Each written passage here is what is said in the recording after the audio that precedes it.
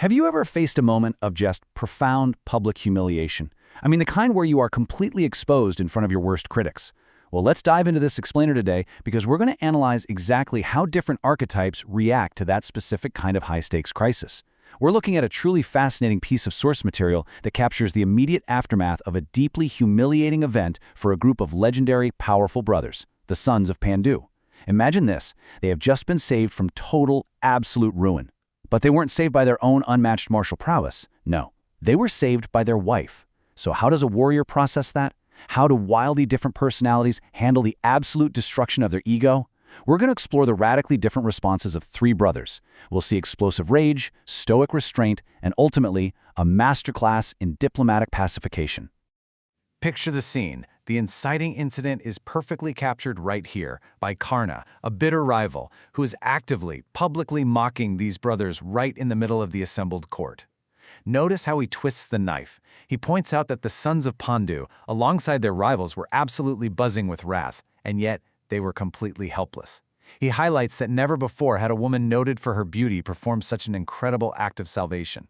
He makes it crystal clear to everyone in the room that without the princess of Panchala, these mighty, untouchable men were going down. So that brings us right into Section 1, Draupadi, the unexpected savior, and the sting of Karna's metaphor. Karna's metaphor here is just brilliantly vivid, isn't it? A boatless ocean of distress. It perfectly highlights exactly how utterly helpless these powerful brothers appeared to their rivals. They weren't just losing a battle, right? They were drowning with absolutely no means of saving themselves. It literally took their wife stepping in to become the boat that brought them safely to the shore. For men whose entire identity, their whole sense of self, is built on strength and capability, having their total dependence publicly broadcast like this, it's a devastating psychological blow. And that overwhelming blow pushes us straight into Section 2, Bhima's wrath and philosophy, the fiery intellect behind the rage. So, hearing Karna's mockery, the famously angry Bhimasena reacts with great affliction. But here is the really crucial point. Bhima doesn't just fly into an unthinking blind rage. He actually logically breaks down his despair to his brother Arjuna.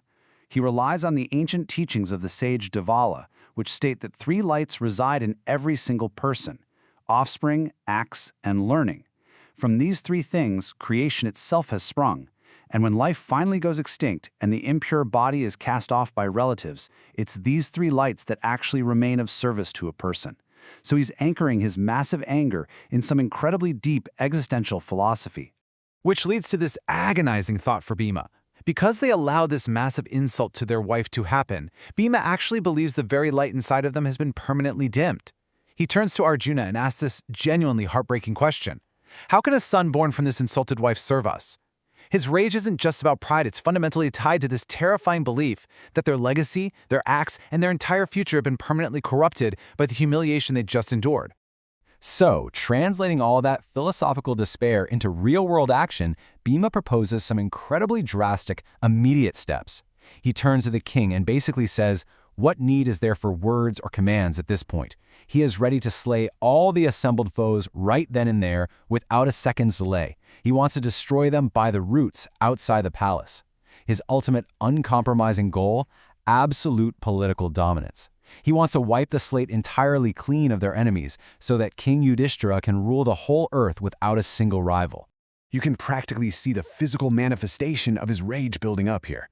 The source describes him standing with his younger brothers, transforming into a literal predator stalking prey right inside the court.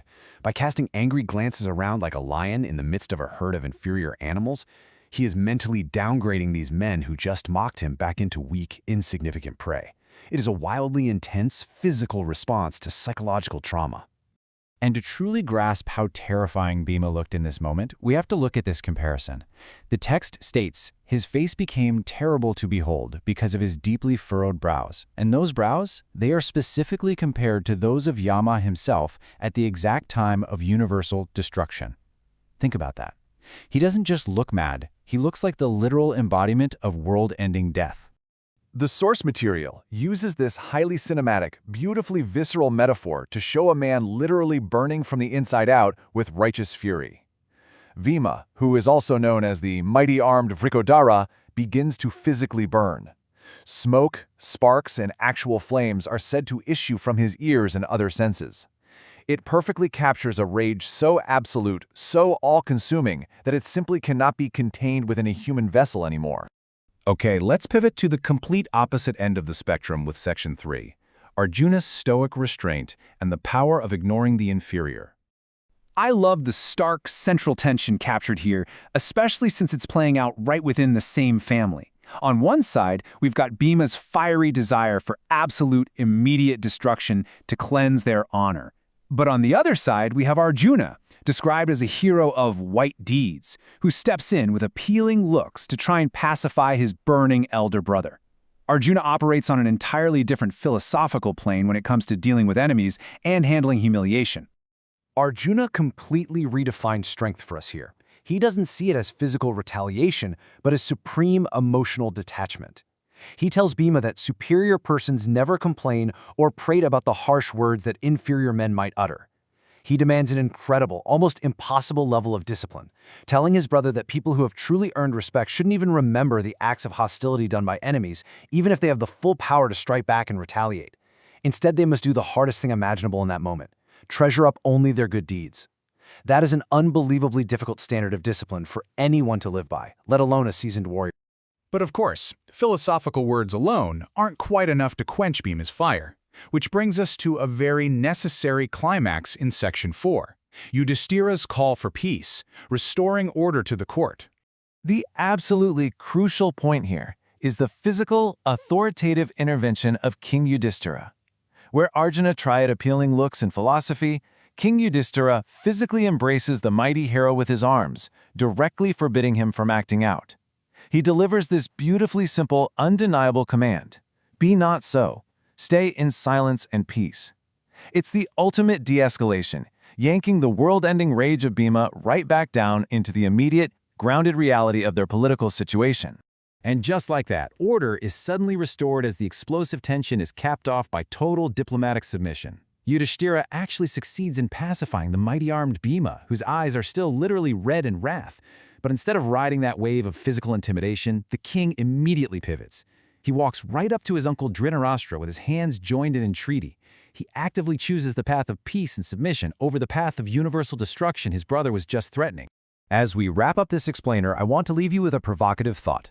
We've just watched an entire spectrum of human reaction to being mocked while sinking in a boatless ocean of distress.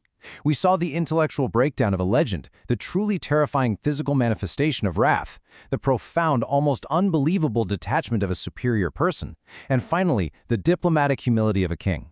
So how do we process our own moments of powerlessness? Do we let the sparks and smoke fly, or do we dig deep and treasure the good deeds of our enemies?